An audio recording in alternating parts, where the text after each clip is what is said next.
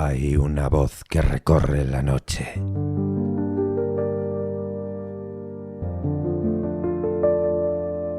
Bienvenidos a Palabras Paganas, historias que bailan, páginas que hablan.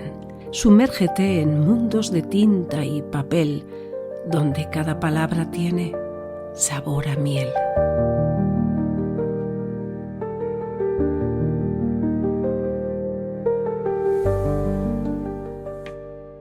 A la paz de Dios, señores terroríficos. ¿Terroríficos o terroristas? No, terroríficos. Ya nos vetaron el capítulo. Buenos días, bienvenidos. Hola, Karina. ¿Tú no sabes que existe una leyenda urbana que si dices las palabras bomba, terrorista en internet, te lo capan todo, te lo quitan? Ya verás, perdona. El FBI y la CIA están llamando ahí a tu puerta. ¿Oyes el timbre? ¿Oyes? ¿Lo oyes? Ding dong. No hace falta hacer ding-dong si yo lo estoy oyendo y están llamando a tu puerta.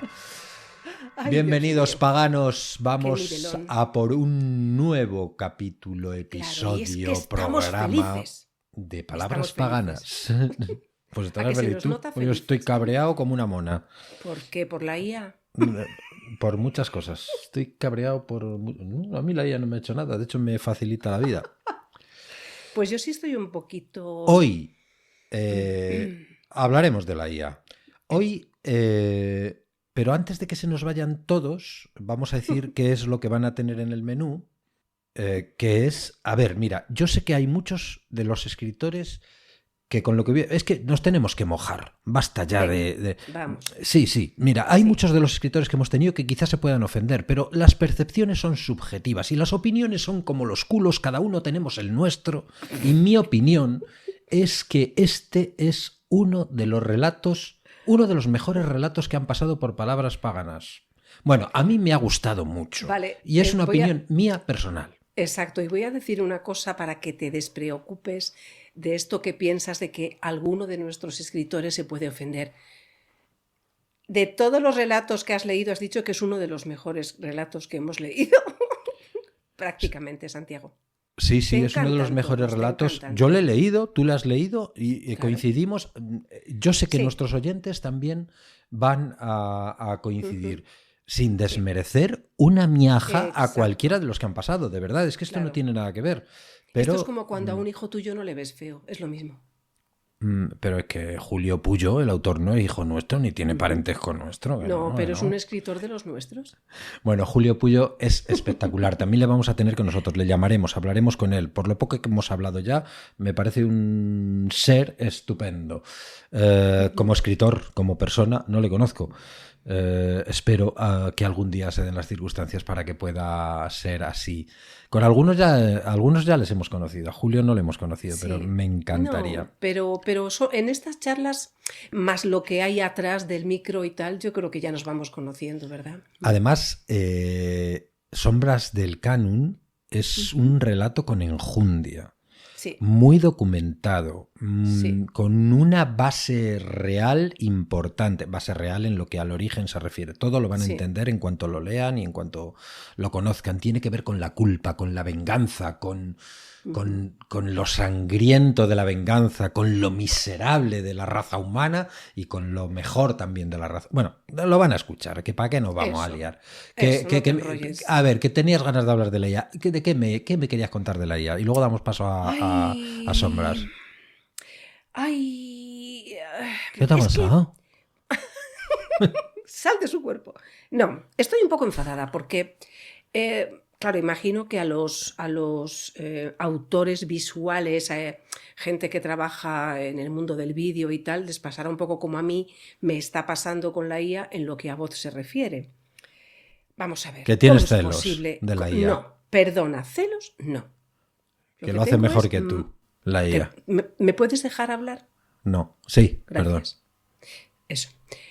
Santiago, tú sabes de sobra que las emociones no se pueden, una máquina no las puede transmitir. Y a mí me molesta que intenten suplir a la voz humana. Va, tal cual. Es que voy a hablar de ello, porque porque sacas el tema, pero es que yo creo que que casi no sería ni necesario, porque tal cual, o sea, estoy de acuerdo contigo, ya ahora sin coñas de las mías. Oye, que suenas un minuto y ya notas ese tonito de plástico como si narrara un maniquí. Es que parece totalmente un maniquí. Dice, claro, y le ponen voz humana, que por cierto no es voz... bueno, sí, es voz humana, porque hay gente que incluso vende su tono, vende su voz, por así decirlo, vende su dicción, su tono, vende su voz a las grandes compañías. De hecho, hace poco salió en las noticias... el Michael Caine, puede ser, es el último que ha vendido, porque tiene una voz poderosa, ha vendido su voz a la IA. Pero craso error si se estima. Imagino que la pasta, poderoso caballeros dan dinero, pero craso error si se estima. Primero porque sí que se le va a aparecer. ¿Cómo no se le va a aparecer? Si tú grabas en un cassette y tu voz se parece a ti y puedes montar... Yo me acuerdo cuando trabajaba en radio que cuando no existía la IA, llegamos a fabricar una entrevista. Hombre, lo dijimos, no tratamos de engañar a la audiencia. Para un programa de cine que teníamos, llegamos a fabricar una entrevista con un actor, es igual, no importa el nombre, un actor muy famoso, conocido, español. Y nosotros le preguntábamos y él no respondía. Y a lo que me limité fue a estar un par de horas montando en cinta magnética las respuestas de este actor. La IA no hace esto, pero hace algo parecido. ¿Qué pasaba con aquella voz? Que no tenía enjundia, no tenía alma, no tenía... Se veía claramente que esto que pasa, suena algo raro, no está respondiendo. O sea, no. Claro, porque por mucho que la IA coja la voz de personas y las, digamos, las monte para crear una narración... Da igual, es lo que dices tú, falta el tono, la inflexión de la voz, la respiración, la risa, no sé. Monta voces existentes y monta voces nuevas y presumen de emociones a veces, pero mira si son emociones que caben en un archivo zip. Mira, si caben en un archivo zip, no me intentes narrar, por ejemplo, terror, como en Palabras Paganas. Exacto, claro. Es que están carentes de emoción, de alma, de corazón. Pero bueno, parece que es la era que nos ha tocado vivir. Bueno, pues por eso aquí no hay dudas. Las máquinas que escriban, si quieren, pero las historias las contamos nosotros, con cuerdas vocales de verdad, con... ¿Tú te imaginas a la voz del GPS narrando a Poe? ¿O narrando a Quiroga? No sé, vamos, por Dios. Bueno, que las IAs, por ejemplo, no respiran al hablar.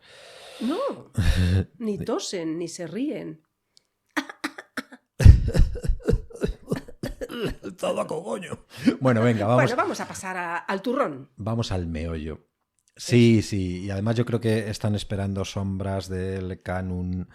Luego nos dicen, además yo espero que esta vez haya muchas personas que se sumen a darnos feedback de sombras del canon porque les va a encantar. Escuchen si no.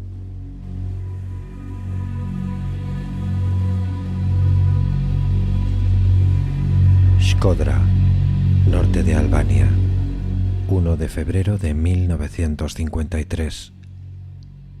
Las frías paredes de mi casa de piedra se me echaban encima. La cama, cada vez más estrecha, parecía asfixiarme. Estar recluido en una de aquellas sencillas viviendas de piedra de la Albania de los años 50 se había convertido en una prisión sofocante. Despertaba y lo único que veía eran esos grandes muros de piedra con olor a óxido y fríos como el mármol de una tumba. Mi tumba. Llevaba quién sabe cuántos años encerrado en casa. Solo recibía la visita de Jetmir, el tendero del barrio, quien me traía la comida semanalmente y algún que otro útil que le pidiera. ¿Qué sería de Arben Sadiyak sin salir desde hace alrededor de 7 años, recluido en estas paredes heladas, tan heladas como el tiempo que parecía haber congelado mi vida desde aquella fatídica tarde de septiembre? Me consumía el silencio, tan atroz como implacable. las frías paredes de la casa donde se habían criado mis antepasados y que ahora hacían de cárcel autoimpuesta testigos mudos de mi degradación física y mental. Lo único que parecía aplacar mi desesperanza era la belleza de contemplar entre las casas de la ciudad los montes Prolequiche. Los miraba a través de la ventana de mi cocina, la más orientada al norte. Aquella visión anestesiaba por unos instantes mis ganas de escapar de aquella cárcel de piedra caliza, ladrillos y madera. No podía pisar el suelo más allá del umbral de mi casa. En el colegio decían que llamaban a este trastorno agorafobia. Tenía que tenerlo todo bajo control, desde el vaso del que me tomaba el café hasta la ventana que daba a mi cama. Cada objeto, cada gesto, cada rincón debía estar en su sitio, como si el orden pudiera contener o mitigar esta amalgama de hastío que me consumía lentamente. Las noches, lejos de mitigar mi estado, eran duras. A veces me despertaba sobresaltado, con sudor y un temblor extremo. Me secaba el sudor y no podía volver a dormir. Entonces me dedicaba a leer algún libro de Esterjo Spase, Alex Kashi o Koljakova, buscando perder momentáneamente mi conciencia entre sus páginas. A veces, los fantasmas venían a visitarme en forma de sombras, unas que a veces veía a través de las ventanas de mi casa, otras que se reflejaban en los pasillos de mi humilde morada. Quizás eran fantasmas del pasado o quizás eran espectros que venían a reclamar lo suyo. ¿Quién sabe? Aquella noche algo me hizo mirar por la ventana. Serían como las 2:30 de la mañana. Frente a la farola titilante que había justo al lado de la calle Caballa, no había nadie. El martes pasado, una de esas sombras inquietantes que me acechan regularmente estuvo ahí apostada, como esperando a que bajara la guardia y quizás yo saliera. Esta vez no había nadie, pero me sentía inquieto. Me senté en la silla de la cocina, una vieja silla de mimbre que se iba despeluchando pero que aún se mantenía en pie. Las sombras, al parecer, no habían venido a visitarme esta noche. Quizás pudiera sortearlas y salir a darme una vuelta por la ciudad, pero ¿qué iba a hacer un pobre diablo como yo a las 3 de la mañana por las calles vacías y tomadas por el invierno en una sociedad tan cerrada como la albana? ¿Y si la terrible Sigurimi, la terrible policía de Enver Gosha diera conmigo y tuviéramos una incómoda charla? O quizás...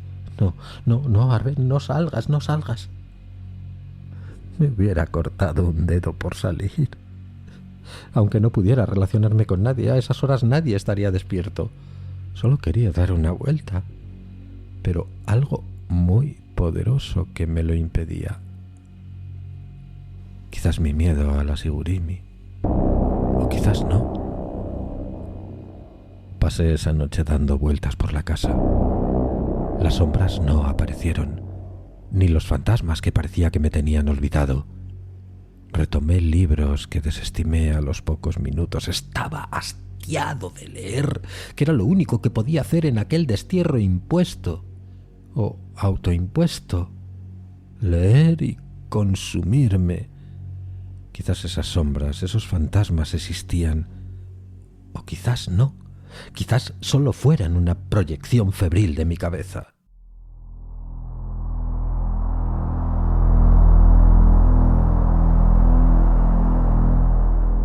Dormí gran parte del día. Tenía unos horarios caóticos, aunque por la noche me vinieran a visitar esas sombras, casi prefería la calma nocturna. Ver cómo la gente pasaba por delante de mi tranquila calle haciendo sus vidas normalmente era algo que me mortificaba. Gran parte de mi familia murió en la Gran Guerra. Así llamábamos a la Segunda Guerra Mundial. 2 de mis tíos, Enes y Avni, fueron partisanos que lucharon contra las fuerzas de ocupación italiana y posteriormente alemana. En el 43 dejaron de llegar cartas de ellos. A Enes simplemente se lo tragó la tierra, como solía pasar con muchos combatientes. Avni se instaló en la ciudad, pero dejó de hablarme. Dejó de hablarme como si se avergonzara de mí. Mis padres y mis 2 hermanos murieron en uno de los bombardeos que hubo en la ciudad. A mí me dejaron un recuerdo en la pierna derecha en forma de balazo. No me impedía caminar, pero lo hacía con un cierto tambaleo, como si cada paso fuera una negación entre el dolor y la voluntad. Aquella noche me levanté con la boca pastosa y una sed inmensa, así que fui a la cocina.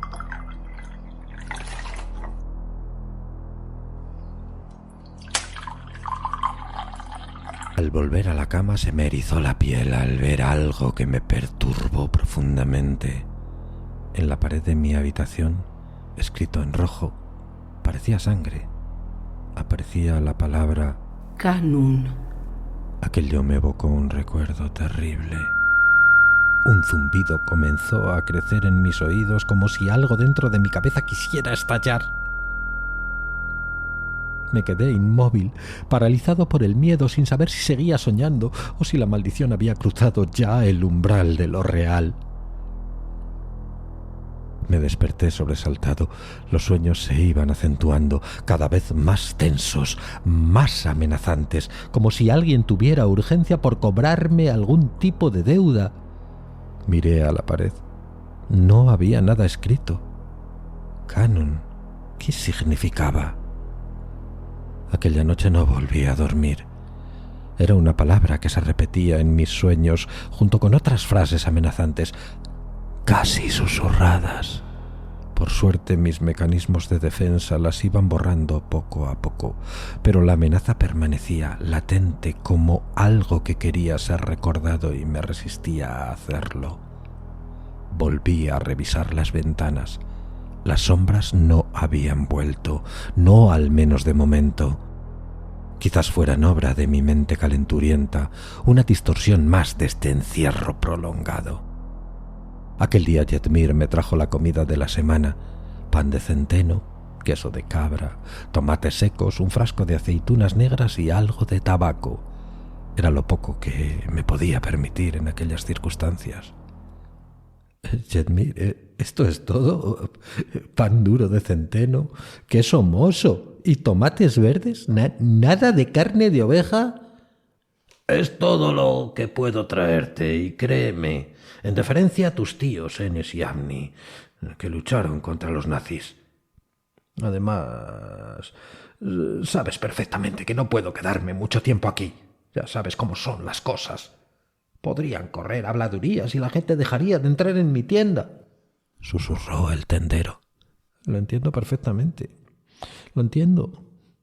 Pero quédate conmigo unos minutos. Hace tiempo que no hablo con nadie. Necesito socializar o me voy a volver loco. Arben, no tengo tiempo. Tengo que repartir comida a la casa de los Berisha, de los Krasnitsky, de la familia de Dervishi.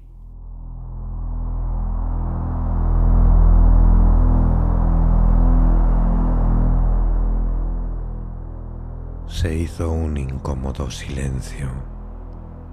Por favor, necesito hablar. Toma un cigarro. Bueno, pero solo unos minutos, dijo mientras miraba a los alrededores sondeando si había alguien. ¿Podrías hablar con Lika, el oficial de la Sigurimi local? Me gustaría de alguna forma limpiar el nombre de mi familia. Sabes que no puedo hacer eso. No puedo interceder, Arben. Si se enteran los Dervishi, podrían tomar represalias. Además, ya me estoy arriesgando hablando tanto tiempo contigo. Estuvimos hablando. Me alivió conversar con Yetmir, aunque fuera de temas triviales. Era un tipo de unos 40 años, dueño de la tienda de comestibles más cercana, la misma que había heredado de su familia. No solucionó mis problemas, claro está, pero me vino bien compartir un cigarro en su compañía. Por unos breves minutos el silencio de mi casa, ese silencio implacable que me estaba devorando, se llenó de humanidad.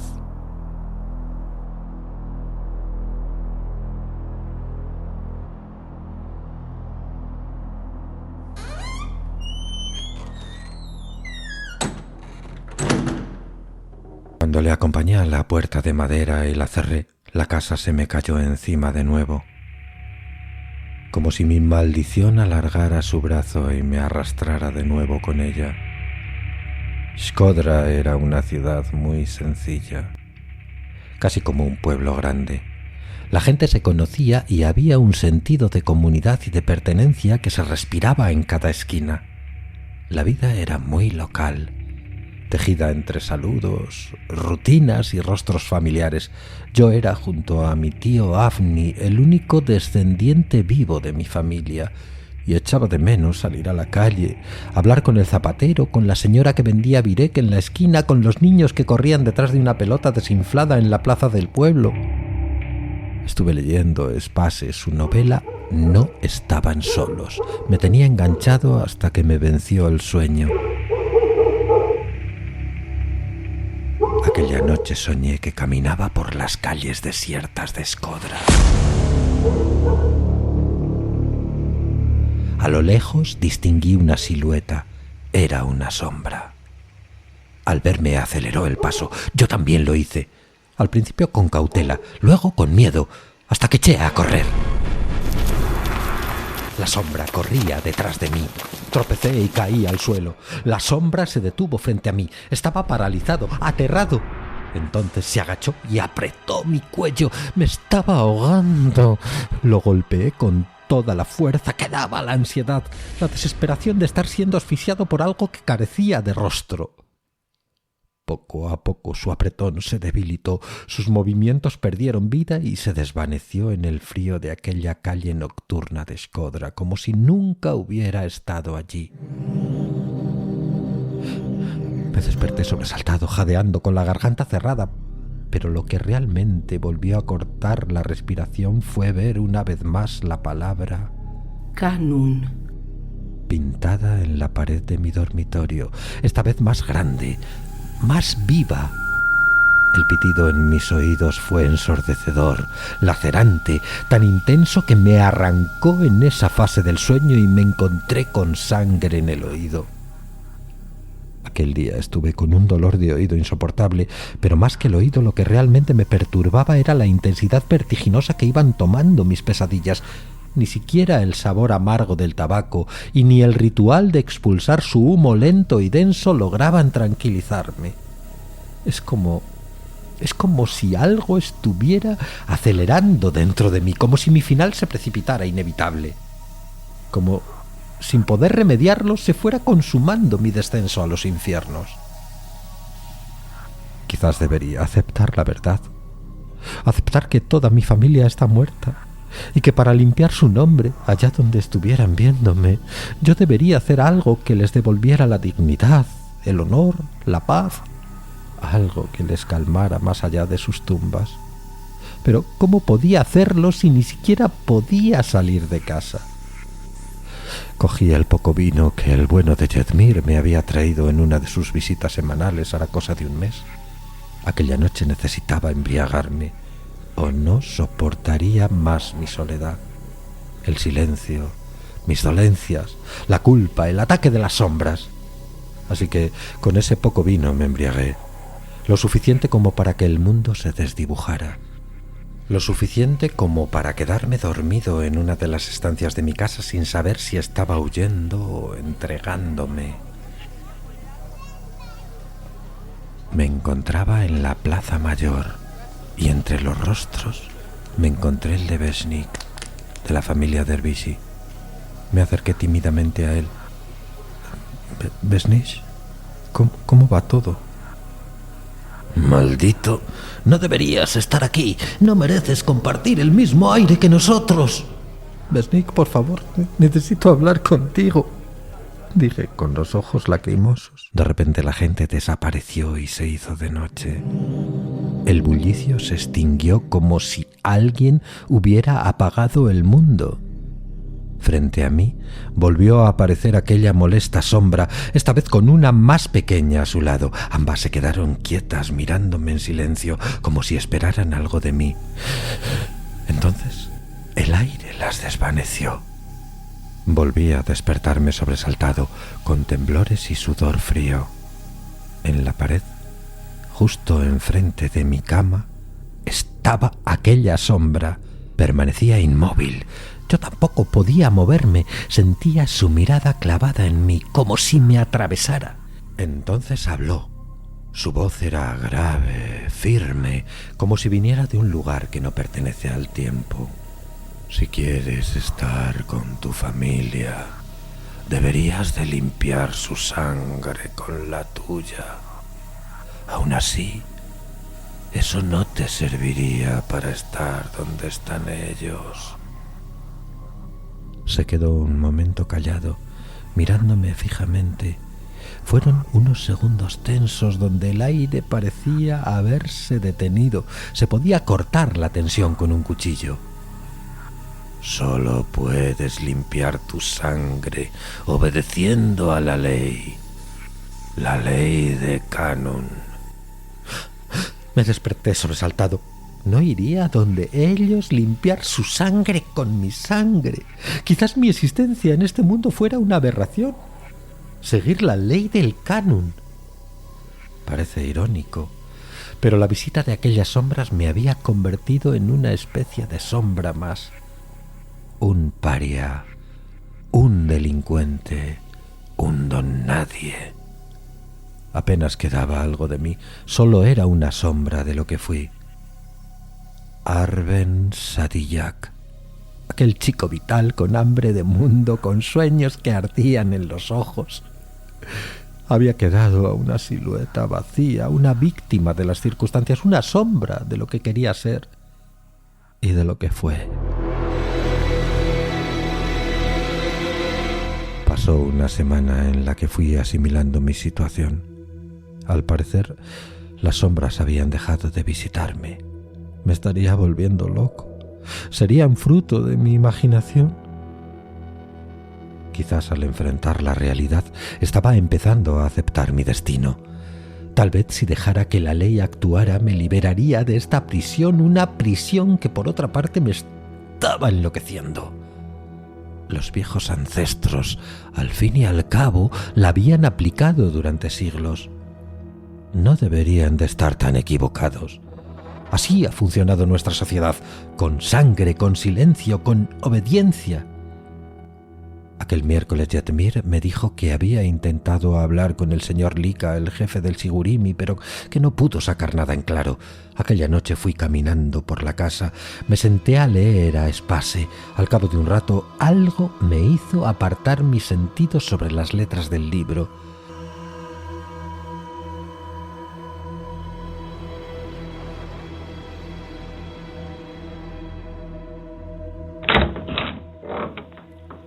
Escuché el crujido de la madera del pasillo como si alguien estuviera pisando con lentitud y peso. Me acerqué sigilosamente. No había nadie. De repente apareció frente a mí una de aquellas aterradoras sombras. Se quedó inmóvil, como retándome. Permanecí paralizado del pánico sin apenas esgrimir una palabra. El sudor me caía por la comisura de los labios. Nos quedamos mirándonos, atrapados en un silencio que parecía eterno, hasta que caí desvanecido por el terror. Me despertó un rayo de sol que se coló por la ventana. Estaba tumbado en el pasillo, con el cuerpo entumecido y la cabeza aún aturdida por lo sucedido. Me levanté como buenamente pude. El recuerdo de aquella bala alojada en la pierna me impedía caminar con normalidad. Cada paso era una punzada. Los sueños volvieron a acelerarse. A la noche siguiente volvió a aparecer una pintada con sangre. Quizás el infierno sería un lugar más seguro que tu casa, Arben. Mis fantasmas me estaban ganando la partida. No sabía por qué, pero algo dentro de mí se quebraba. Mis fantasmas me estaban arrodillando, me estaban venciendo. Pasaron los días plácidos, al menos en apariencia, comparados con las pesadillas que me abordaban nocturnamente. Aquella noche me desperté a las 3 de la mañana. Era una noche particularmente fría, de esas que obligan a dormir con 2 mantas para no sentir el filo del invierno en los Balcanes. Me levanté con la vista borrosa y el cuerpo entumecido y me acerqué a la ventana. Debajo de la farola titilante estaba una sombra. Me miraba directamente a los ojos. No se movía, no pestañeaba, solo estaba allí como si esperara algo. Quizás fuera la Sigurimi pendiente de pasar cuentas conmigo, quizás alguien de la familia Dervishi reclamando alguna deuda, o quizás mis propios fantasmas que vienen a cobrar mi sangre. Los Dervishi sabían que durante la ocupación nazi de Shkodra mi familia se vio obligada a delatar a Valmir Berisha, un vecino que había colaborado como informante en acciones de guerrilla junto a los partisanos. Lo ejecutaron a él y a su familia en la plaza pública frente a todos. Desde entonces los Dervishi no nos dejaron en paz. La extorsión se convirtió en su forma de justicia. Un castigo que se arrastró varios años hasta desembocar en el triste incidente de aquel fatídico septiembre. Me levanté por la mañana. Mi mente seguía en shock. Estaba decidido a enfrentarme con mis fantasmas. La situación se había vuelto insostenible. Mi casa ya no era un refugio, era mi tumba. Necesitaba salir a la calle, seguir con mi vida. Hacer que el tiempo dejara de estar detenido tras estos años. A pesar de mis fantasmas, a pesar de mi agorafobia, a pesar de la maldición. Un hombre volvía a estar en la calle. Esta vez dando vueltas alrededor de mi casa. No era una sombra. Era real. ¿Un agente de la Sigurimi? Quizás alguien de la familia Dervishi. O quizás alguien enviado por mis propios fantasmas. El hombre prendió un fósforo y se encendió un cigarro. Me miró directamente a través de la ventana. No sonrió, no se movió, solo me miró. Me venían a la mente las frases que aparecían en mis sueños. El canon, aquella sentencia escrita con sangre. El infierno será un lugar más seguro que tu casa. Aquella ley escrita con sangre y que debía de pagar con sangre. La terrible e implacable Yagmarraya. Quizás lo fuera. Quizás el infierno ofreciera más paz que esta casa llena de ecos, de sentido de culpa de mis ancestros. Pero lo que no estaba dispuesto a permitir era que mis fantasmas me consumieran un minuto de cordura más de vida. Pasó aquel día, y lo viví pensando que quizás fuera el último rayo de sol del anochecer que vería mi vida. Lo observé como quien mira una despedida sin palabras. Apenas se escuchaba un ruido en la calle, pero el ambiente en la estancia era denso, como si el silencio pesara más que el aire. Miré por la ventana. El monte Procletiche se percibía lejano y sombrío desde la cocina, pero majestuoso, como una presencia muda que vigilaba desde la distancia. En el resto de ventanas no vi nada, ni a nadie, ni rastro de las sombras o los fantasmas que me perseguían. Miré bajo la farola titilante. No estaba aquella sombra que a veces me acechaba. Necesitaba salir, desafiar a mis fantasmas. Hacía muchos años que no salía de casa y los libros, aunque me entretuvieran y me culturizaran, no me ayudaban en gran cosa, no me salvaban. Serían las 3 de la mañana. Había aceptado mi destino. Saldría aquella noche, aunque fuera detenido por la Sigurimi, ajusticiado de alguna manera, o devorado por mis fantasmas. Abrí la puerta de mi casa con cautela, como quien se adentra primeramente en una tumba que no le pertenece. La puerta chirrió. Estaba acostumbrada a abrirse solo cuando venía Jedmir.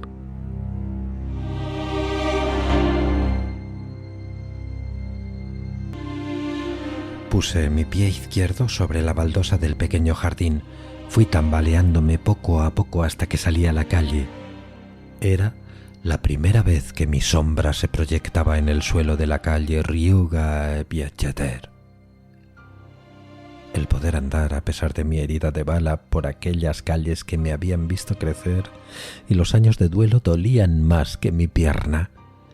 Pasé por delante de la casa de los Berisha. Merita estaba despierta. Me miró a través de la ventana como si viera un muerto en vida, con un cierto halo de tristeza. Fui caminando por aquellas calles mientras me dirigía a la oscuridad del bosque, aceptando mi destino, aceptando que desde hace años yo también era una sombra más, que mi familia estaba casi totalmente olvidada, solo quedaba su memoria en mí. Fui aceptando la idea. Durante la ocupación nazi, mi familia delató a Valmir Berisha y por eso su familia fue ejecutada. Entonces, tras varios años de extorsión, el 12 de septiembre de 1946 tuve un altercado con el pequeño Ardian Dervishi. El niño de 12 años se burló con que me iba a denunciar a la Sigurimi como colaboracionista. Mi familia, ya muerta, no podía pagar el precio, pero su memoria sería condenada al desprecio de toda la comunidad de Shkodra. Ya sabéis cómo son los niños. Empezó a gritar, me puse nervioso y no tuve más remedio que callarle la voz con mis manos. Rodeé su cuello hasta que exhaló su último suspiro, luego lo enterré en el bosque. Fue terriblemente duro. En algunas partes del país, sobre todo en el norte, se aplica la ley del Kanun. Dicen que la familia del muerto puede vengarse matando a un varón del linaje del asesino. No importa si es adulto o niño, el único lugar donde se está seguro es en su propia casa. Dudo que hayan ido a justiciar a Afni. Era partisano y una persona muy querida en la sociedad. Además me repudiaba. Ahí llevaba 7 años, enterrado en vida. Para un tipo gregario como yo, la guerra fue una maldición. Pero el Kanun y los recuerdos de lo que hice me enterraron aún más. Me convirtió lentamente en un espectro que respira. Ahora estoy dispuesto a pagar el precio de mis actos, a ir al infierno a donde correspondo, a cargar con el peso de mi apellido, a limpiarlo, a convertirme en una sombra de la que nadie más se acordará, ni se querrá acordar. Este es el precio que me ha tocado pagar.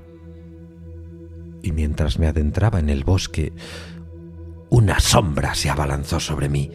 Me apuñaló varias veces. Fue duro notar cómo el cuchillo atravesaba mi piel, sentir su rudo y erguido filo desgarrándome por dentro. Uno de los miembros de la familia Dervishi, Erión, acababa con mi vida. Curiosamente, mis últimos estertores no fueron de dolor, sino de alivio. Y daba fin a la ley del Kanun. Mis antepasados por fin podían descansar en paz. Así fue como acabé de materializar mi transición a ser una sombra más, una de las que hacía tiempo ellos formaban parte.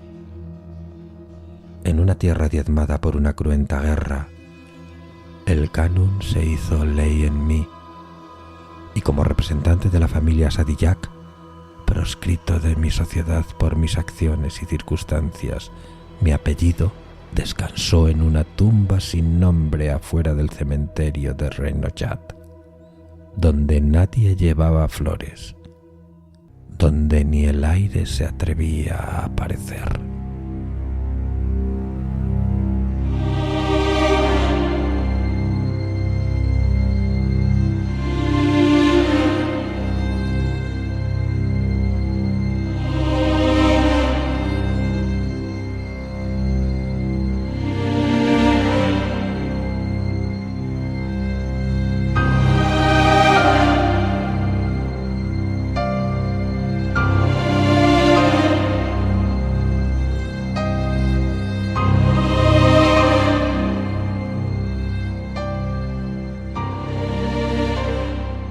¿Qué?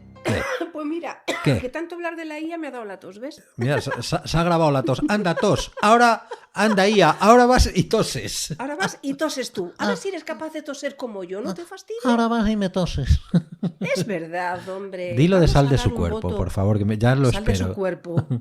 Es que de verdad, Santiago, al final vas a tener un problema con Oye, esa posesión. Es impresionante, ¿eh?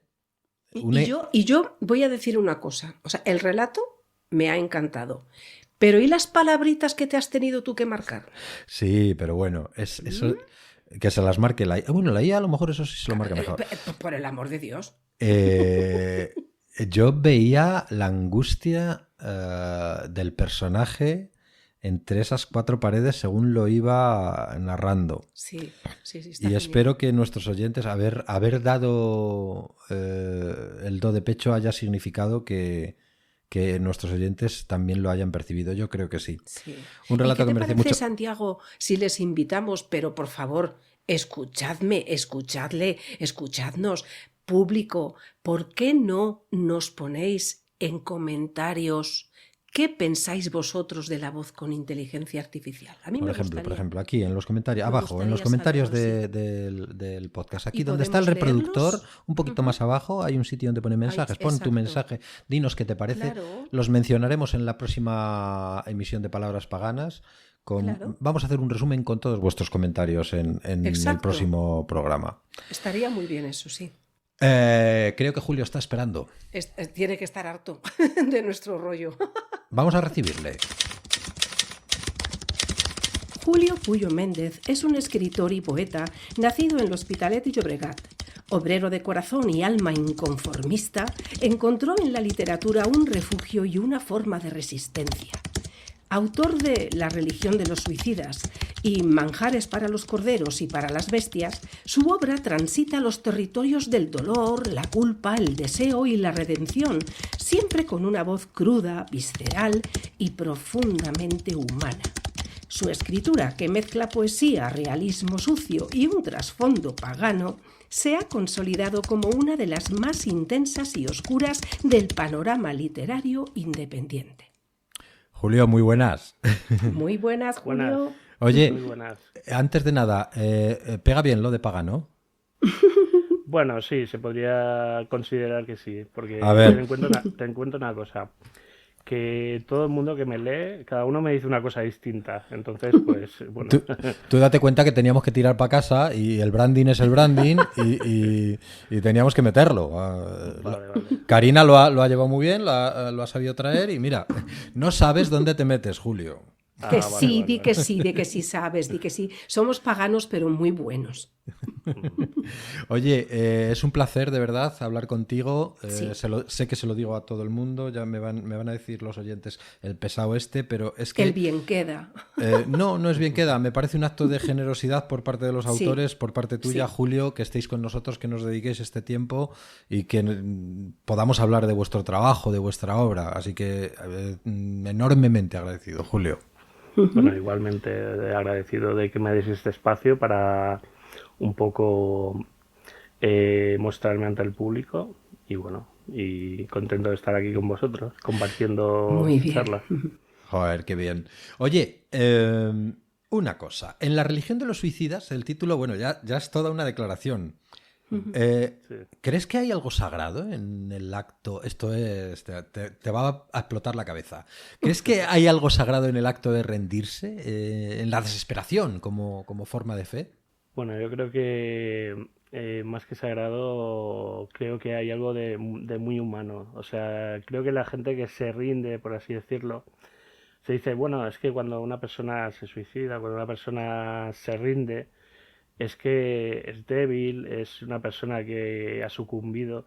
Y yo creo que es todo lo contrario. Yo creo Ostras, sí. que una persona cuando decide dar el paso es porque las condiciones de la vida no se lo han puesto fácil, evidentemente, y quiere vivir, realmente quiere vivir, pero no en estas condiciones. Claro.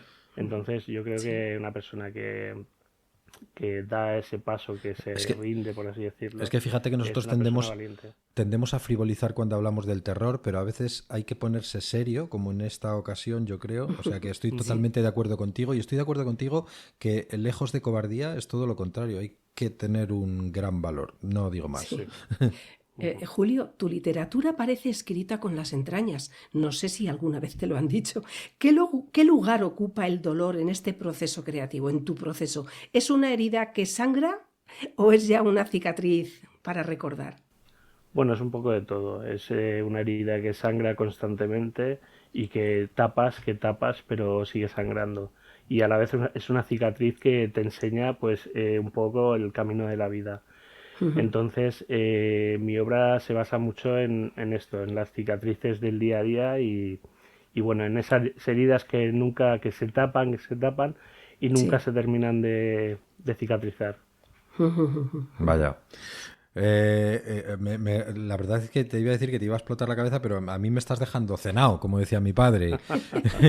En serio, de verdad. Oye, manjares para los corderos y para las bestias, que la mencionaba Karina al presentarte. La música tiene, pues eso, una presencia constante. Para ti, para ti y pensando en los lectores, ¿cómo influye el sonido, el ritmo, el tono, la cadencia en tu manera de escribir? Bueno, yo creo que es muy importante la manera en la que les cuentas la historia, la manera en la que introduces al lector en esta obra. Es importante que el lector se sienta dentro. Entonces, diríamos que es una manera de ambientar todo lo que es la obra, por así decirlo. O sea, la música es un aspecto muy importante, es un aspecto muy importante en la vida. Yo creo que hay... Mucho. Sí, yo creo que las personas que nos gusta la música tenemos un gran regalo, ¿sabes? Sí. Porque es una de las pocas cosas que nos unen con lo divino. Díselo a Karina. Sí, yo es que me dedico a la música también y es que no sé si has visto ahora que está muy de moda, cogen escenas de películas y les cambian la música. Por ejemplo, una película, una escena de terror, le ponen un pasodoble. Sí, y para que te des...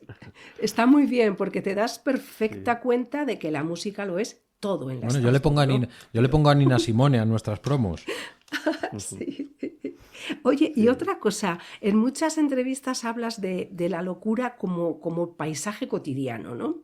¿Tú crees que la escritura te ha salvado o que simplemente te ha enseñado a convivir con la locura? Yo creo que en cierto modo me ha salvado y me ha condenado, por así decirlo. Porque la escritura es una manera de sacar todos los demonios que llevas dentro. Sí. Y bueno, a mí me ha venido muy bien porque yo vengo del tema, en el aspecto de la salud mental. Sí. Vengo de depresión y tal, y es una manera de sacar todo eso que llevas dentro. Es terapia, terapia, ¿verdad? Sí, es terapia. Hay mucha gente que escribimos por terapia. Yo lo digo siempre. Sí. Sí. Y además es que forma parte de, hoy en día, tú vas al psicólogo y te manda que lleves un diario, que escribas todas las noches, que hagas una recopilación de emociones, de tal. O sea, escribir es terapéutico a tope. Sí, aparte es eso, es una manera de sacar todo lo que llevas dentro. Una manera de vaciarte y decir, bueno, pues a lo mejor las cosas no son tan malas como parecen. Y de comprender, ¿verdad? Porque según escribes, es como que no solo asimilas mejor cuando escribes, es que lo comprendes. Es como que al escribirlo dices, ahí va. Eso me pasa a mí con lo siento por frivolizar, pero eso me pasa a mí con las chuletas en el cole. ¡Qué bobo! Oye, bueno, también... No, perdona, no te quiero cortar, dime, Julio. Sí, también es, por lo menos en mi caso, ha sido una manera de valorizarme. Ajá. De decir, Claro. Lo que tengo dentro, o sea, puede doler, pero es algo mío, ¿sabes? Mira lo que genera, ¿no? Ese dolor. Sí. Qué guay. Qué guay. Oye, sé que me vas a dar en la boca como me equivoque, pero me da lo mismo. Yo me lanzo aquí a la piscina. ¿Sombras de Canún las has escrito para nosotros? ¿Ha sido publicada, puesta, editada, leída con anterioridad? Dame en la boca. No, a ver, Sombras de Canún es un relato que tengo preparado para mi próximo libro, que será un libro de relatos. Bueno, pues es una exclusiva que nos has dado. Eso sí, y, bueno, eso sí. Os he regalado la exclusiva. Eso, Jolín, ya es bastante, ¿eh? Vaya. Ya es bastante. Ya es bastante. Yo soy una persona que tengo muchas ideas y tengo mucha imaginación, por suerte, por desgracia, y la tenía medio escrita y digo, mira, y ahora voy a acabarla así un poquito. Oye, nos va a encantar cuando salga decir, esta la narramos nosotros en palabras paganas. Eso, sí. Oye, además es que es precioso, ¿eh? A mí me ha encantado, me ha encantado. Me alegro. Tu obra se mueve entre algo, en parte ya lo hemos mencionado, pero se mueve entre lo terrenal, lo metafísico, entre el cuerpo y la culpa. ¿Existe en ti una búsqueda, ¿no? ¿Una búsqueda espiritual o simplemente es una necesidad de desahogo como mencionabas? Bueno, yo creo que es un poco todo. A mí me gusta hacer historias que no son las típicas historias que son de personajes planos y tal. Me gusta darle un poco de profundidad a la obra, porque creo que gana mucho. El tema de darle un pozo a la obra, una persona, a lo mejor narrar la vida de una persona atormentada y tal, que también realmente es la vida en general. O sea, hay Sí, mucha gente que está atormentada por casi el mundo todos. en el que estamos. Entonces Sí. es una manera, o sea, a mí me gusta narrar historias de gente atormentada y muchas de ellas son Ujú. de este tipo. Sí, sí, sí. Son... Los atormentados son... Somos eh, legión. sí, bueno, sí, somos, cierto, somos Somos legión. legión. Ejércitos. Sí. Además, yo leyendo este relato he sentido como que hay algo ritual en tu lenguaje, Julio. Casi Ujú. como que parece que cada palabra fuera un exorcismo. No sé si Sí. tienes algún hábito, algún rito o superstición cuando escribes. Bueno, me gusta darle entre un tono realista y un tono también bueno, un poco, por así decirlo, mágico. Porque es Sí. bueno, los personajes, las historias se puede ver también en Manjares para los Corderos y para las Bestias. Tienen un poco de todo, un poco de lo humano, de lo terrenal, pero también tienen una parte que va más allá de eso. Me gusta darles esta, porque en cierto modo forma parte de lo que es el canon de la persona. Todos tenemos. Sí. Oye, este mundo está dominado por algoritmos, por lo instantáneo, por lo inmediato, por la IA, por todo, bueno, por Sí, el sucede ya, por el presente. sí. ¿Dónde queda el lugar del escritor como tú que escribe? Bueno, al menos lo he sentido escuchándote así. Escribes desde la herida y no desde la tendencia. Y es que, ojo, es que eres el paradigma de los poetas. Eres un poeta. Sí, a ver, yo siempre he querido dar mi toque personal a todo lo que escribo, lo que hago. Y es una manera de significarme, es una manera de dar valor a la vida. O sea, cuando escribes y tal, yo por ejemplo lo veo así, tienes que aportar un valor. Entonces hay mucha gente que escribe un poco por escribir, por un poco de, bueno, voy a hacer un Harry Potter, pero tal, no sé qué, una copia, tal. Y yo creo que eso es un error que tiene mucha gente. O sea, Sí, yo por lo menos lo veo así. Cuando escribes tienes que aportar algo. O sea, tú no Y escribes claro, pensando en los ejemplares que vas a vender, que es lo claro, bueno. ¿Eh? claro, Que tú no claro. escribes Sí, pensando en los ejemplares que vas a vender, que es lo bueno. sí, yo entiendo que mi narrativa y tal no va a ser una narrativa que venda millones, ni una narrativa que lo pueda comprar, por ejemplo, mis padres, por así decirlo. O sea, yo escribo para gente dañada, hay mucha gente que está dañada y gente, o Sí, sí, sea, sí, sí. escribo para gente que realmente pueda entender un poco por dónde van los tiros. Oye, a mí me gusta dejar para la última mi pregunta más difícil. Allá Vale. va. Si tuvieras que dejarnos ahora mismo, Julio, tu última frase, aquí, en la voz de palabras paganas, una frase que resuma un poco tu manera de entender la vida y la escritura, ¿cuál sería? Venga, lánzate. Es Una que, es que eres frase. muy complicada, Karina. Sí, Eso ha sido un dardo, ¿eh? pero sé que A ver, puedes, sé que puedes. una frase que defina lo que es mi Tu manera de escritura, entender la vida y la escritura, claro. mi manera de entender la vida. Bueno, vive que realmente de aquí a 100 años seremos todos huesos Es lo que se Muy me ocurre bien. así. a priori, Ojo, ¿no? ojo. Y que si lo escribes No. quedas para siempre. Mira, el título del capítulo Sí, va a es una ser... manera de inmortalizarte. El Sí, sí, título sí, del sí. capítulo, Julio, va a ser, apúntatelo, Karina, de aquí a 100 años todo huesos. Vaya Está que sí. bien. No, Vaya por Dios. pero mira, porque te hemos puesto entre la espada y la pared, pero ibas muy bien encaminado. ¿A qué querías decir eso? Que A como que ver, las... a Es verdad, ver, yo lo he sentido así. Estas preguntas son un poco trampas, ¿sabes? Porque Sí, totalmente. respondes lo primero que te sale y tal, y yo creo que lo primero que me ha Claro. salido ha sido un poco esto.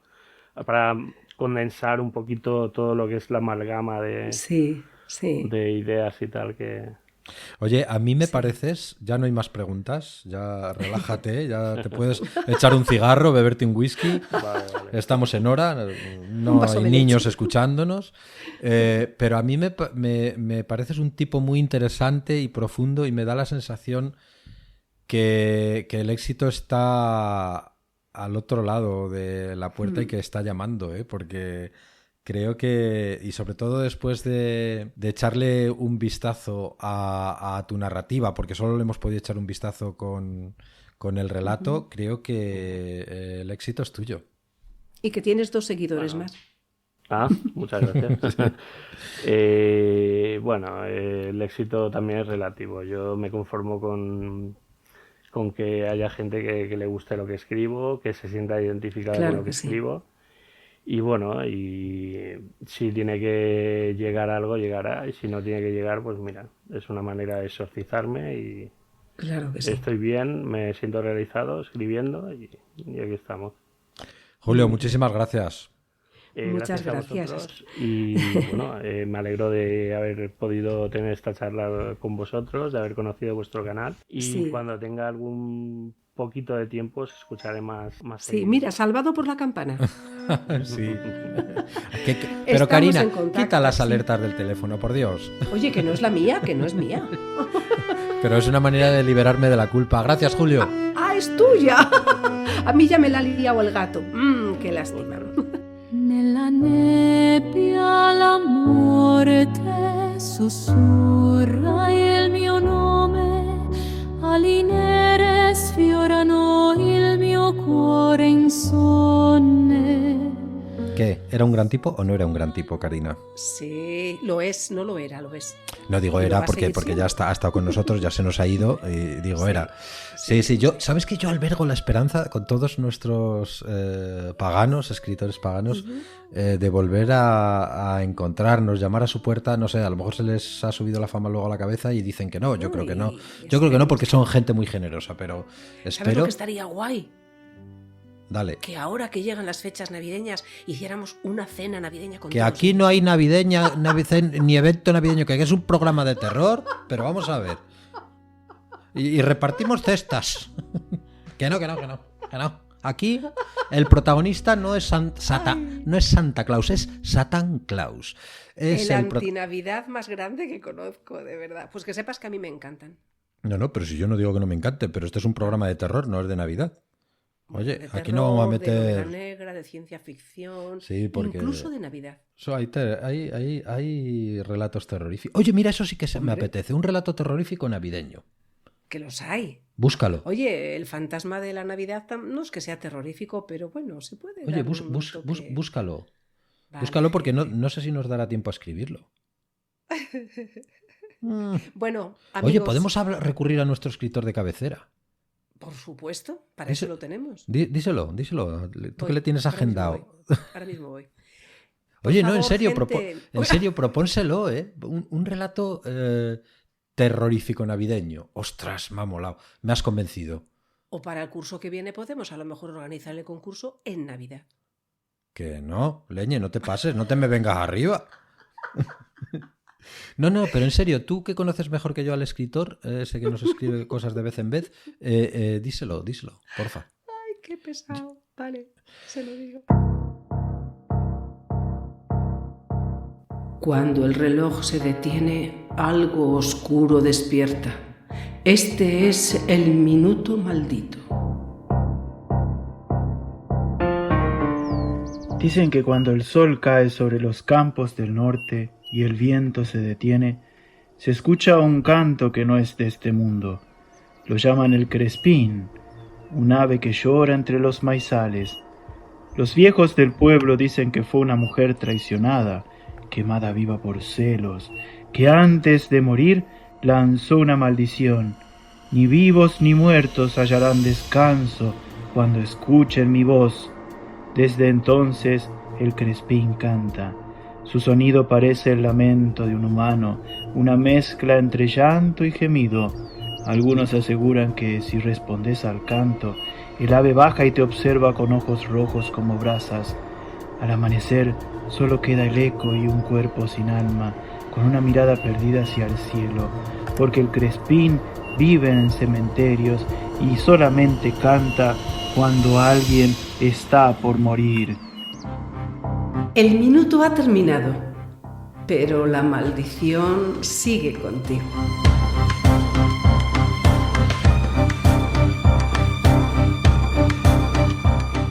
Oye, que ha estado genial de nuevo, me encanta, genial, cada sí. programa me gusta más. Además, hoy con rapapolvo Obi, incluido oba. para la IA. Ay, cada día me gusta más. Bien, yo vuelvo a decirlo, aparte del rollito que os metemos siempre de, oye, en ebooks, oye, en Spotify, oye. No, en Spotify lo vamos a quitar. A tomar vientos. Vale, Creí que iba a decir a tomar pues, por culo, no se puede no, decir, yo- ¿eh? Perdona, eso lo dices tú. No, pero en serio, vamos a hacer un poquito de comunidad. Unos comentarios, que también sepamos lo que pensáis. Estamos aquí todo No el día los mendigues, dos. no mendigues, No Karina. mendigo. No Sí, mendigues. no. Que nos pongan más, no que nos pongan alguno. Ah, que nos pongan cientos. Venga, Eso no es. te enrolles, Santiago. Buenas y terroríficas noches hasta la semana que viene. Hasta la semana que viene. Palabras Paganas te despide por el momento, con letras que vibran y voces que inspiran. Nos vemos pronto en este ritual literario.